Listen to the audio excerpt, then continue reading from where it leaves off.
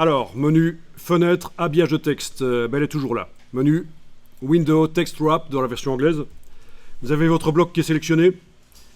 Vous avez ici... Ah mais non, c'est pas celui-là évidemment, c'est l'autre bloc qu'il faut sélectionner. Ben oui, c'est pas celui-là qui habille. Donc dans la palette des calques, on va devoir aller dans la palette des calques.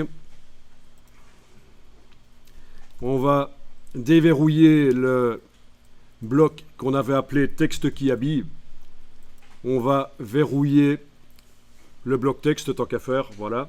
On va travailler sur le bloc texte qui habille. Pour le sélectionner, vous devez passer la flèche noire sur le document et peut-être qu'il va apparaître à un certain endroit. Ou alors si vous êtes en affichage normal, vous allez voir où il est. Ou alors, pour le sélectionner, vous avez comme dans Illustrator la possibilité d'aller cliquer ici sur... Et non, ça ne marche pas. Si, ça marche. Cliquez sur le petit carré. Vous voyez, la sélection d'objets dans InDesign et dans Illustrator, c'est par la palette des calques. Ça se fait non pas en cliquant sur la ligne. Ça sert à rien, cliquer sur les lignes. Ça ne sélectionne pas les objets. Pour sélectionner un objet, il faut utiliser le petit carré. Vous étiez au courant, ça? Pour sélectionner dans Illustrator des objets, c'est par le petit carré. Enfin, il y a une petite cible, en fait, dans Illustrator, un petit rond. Ici, dans InDesign, c'est un carré, mais le principe, c'est le même. Voilà, il est activé, ce bloc qui habille. Alors, voilà, donc l'habillage de texte me montre en effet qu'il y a un habillage.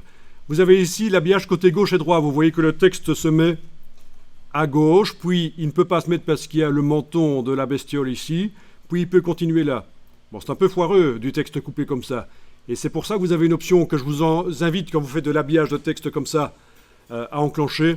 C'est une option très intéressante, c'est l'option plus grande zone.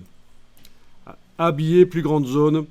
Dans la version anglaise, ça s'appelle larger, c'est ça? Larger zone, c'est ça ou quoi? Area, ok. Voilà, et du coup, le texte, quand il est en face d'un dilemme comme ça, qu'il est coupé par quelque chose qui habille, il va se mettre sur la partie la plus... où il y a le plus de place. Donc ici, il y avait apparemment moins de place que là. Donc il s'est mis de ce côté-ci. Donc pour la lisibilité du texte, ce sera mieux.